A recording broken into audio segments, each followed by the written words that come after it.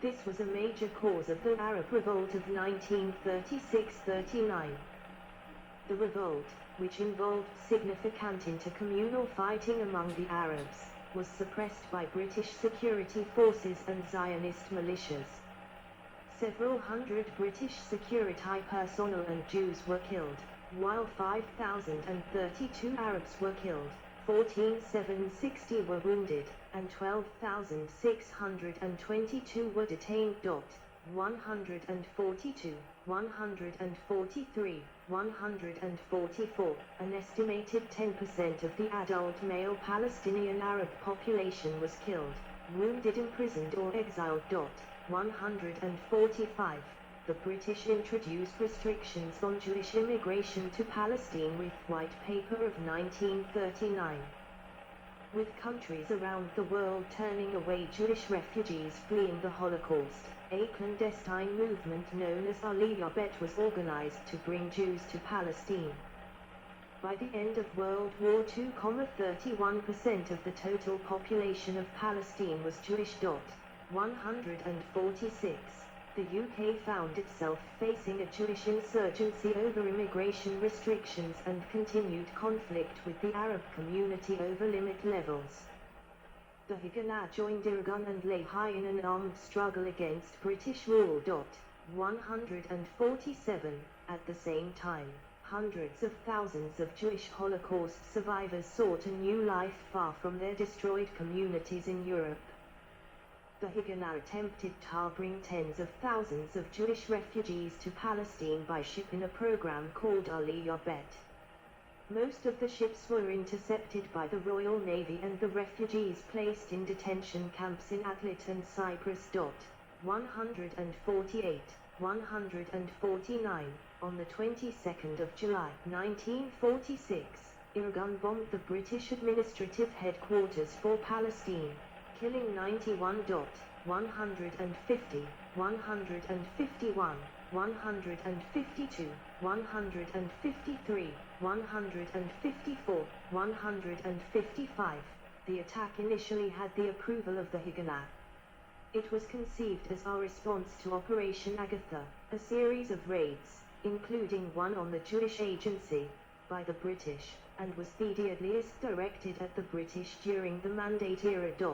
154, 155.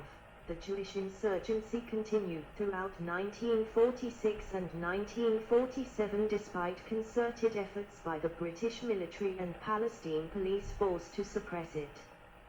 British efforts to mediate a negotiated solution with Jewish and Arab representatives also failed, as the Jews were unwilling to accept any solution that did not involve a Jewish state and suggested a partition of Palestine into Jewish and Arab states, while the Arabs were adamant that a Jewish state in any part of Palestine was unacceptable and that the only solution was a unified Palestine under Arab rule. In February 1947, the British referred the Palestine issue to the newly formed United Nations. On the 15th of May 1947, the UN General Assembly resolved that a special committee be created to prepare a report on the question of Palestine. 156. The report of the committee, 157, proposed a plan to replace the British Mandate with an independent Arab state, an independent Jewish state, and UN map, Palestine plan of partition with economic union, the city of Jerusalem, the last to be under an international trusteeship system. 158. Meanwhile, the Jewish insurgency continued and peaked in July 1947, with a series of widespread guerrilla raids culminating in the Sergeants' Affair, in which the Irgun took 2 British sergeants hostage as attempted leverage against the planned execution of 3 Irgun operatives.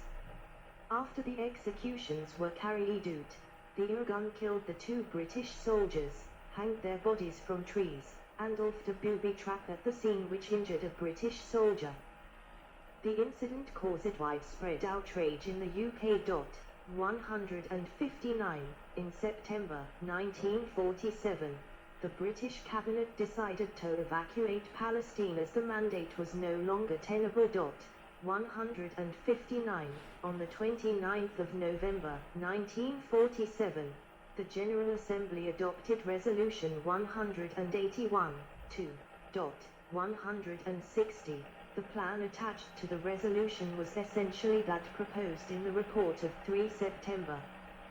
The Jewish Agency, the recognized representative of the Jewish community, accepted the plan, which assigned 55-56% of mandatory Palestine Toth Jews. At the time, the Jews were about a third of the population and owned around 6-7% of the land. Arabs constituted the majority and owned about 20% of land, with the remainder held by the Mandate authorities or foreign landowners. 161, 162, 163, 164, 165, 166, 167. The Arab League and Arab Higher Committee of Palestine rejected it, 168, and indicated that they would reject any other plan of partition. 169, 170. On the 1st of December, 1947, the Arab Higher Committee proclaimed a 3-day strike, and riots broke out in Jerusalem. 171. The situation spiraled into a civil war, just 2 weeks after the UN vote. Colonial Secretary Arthur Creech Jones announced that the British Mandate would end on 15 May 1948, at which point the British would evacuate. As Arab militias and gangs attacked Jewish areas, they were faced mainly by the Haganah, as well as the smaller Irgun and Lehi. In April 1948, the Haganah moved on to the offensive. 172, 173. During this period 250,000 Palestinian Arabs fled or were expelled, due to numerous factors. 174. State of Israel. Independence and the early years. David Ben-Gurion proclaiming the Israeli Declaration of Independence on 14 May 1948, raising of the Inc. flag on 10 March 1949, marking the end of the 1948 war on the 14th of May 1948, the day before the expiration of the British Mandate. David Ben-Gurion, the head of the Jewish Agency, declared the establishment of a Jewish state in Eretz Israel, to be known as the State of Israel. 175, 176. The only reference in the text of the declaration to the borders of the new state is the use of the term Eretz Israel, land of Israel. 177.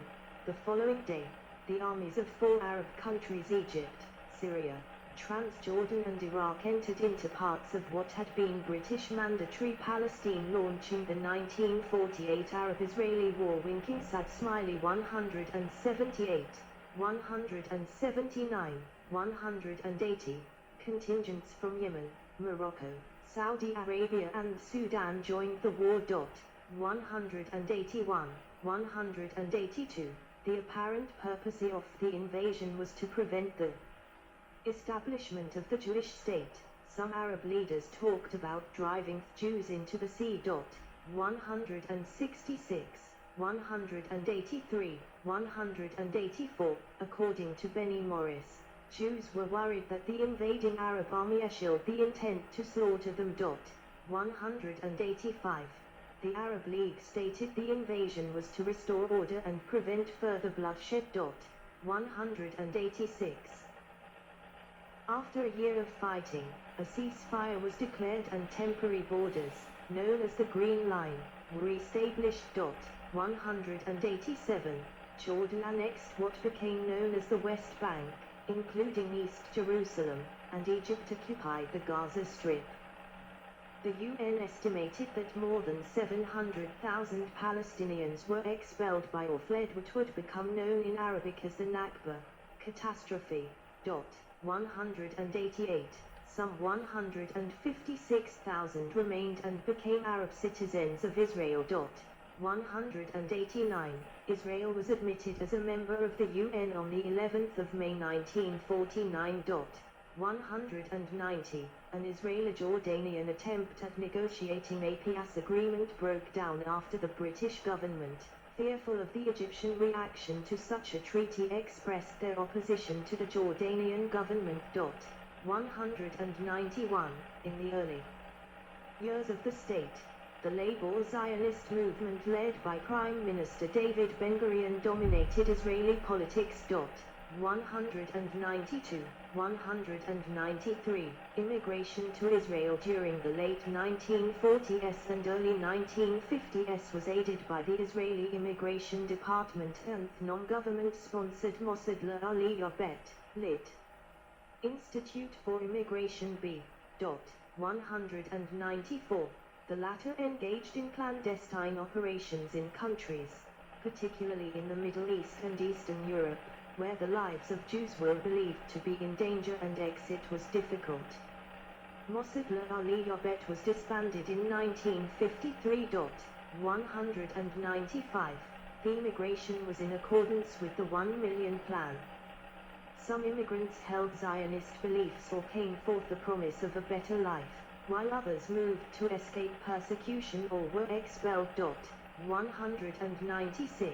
197. An influx of Holocaust survivors and Jews from Arab and Muslim countries to Israel during the first 3 years increased the number of Jews from 700,000 to 1,400,000.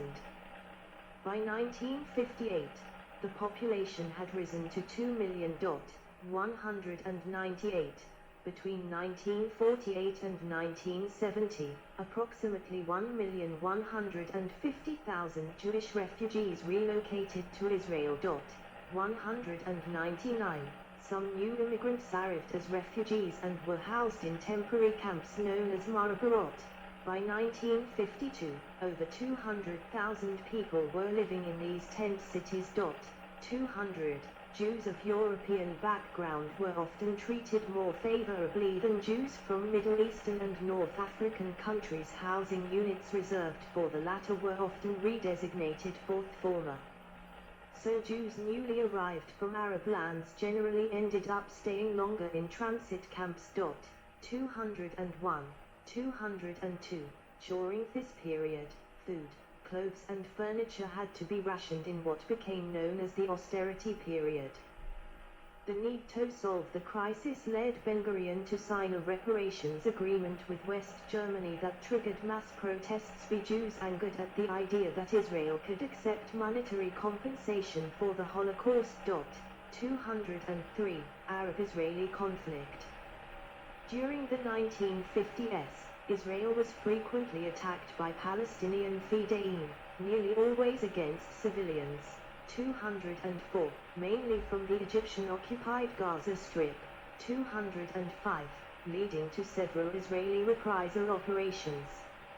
In 1956, the UK and France aimed at regaining control of the Suez Canal, which Egypt had nationalized. The continued blockade of the Suez Canal and Straits of Tiran to Israeli shipping, together with increasing Fedayeen attacks against Israel's southern population and recent Arab threatening statements, prompted Israel to attack Egypt. 206, 207, 208.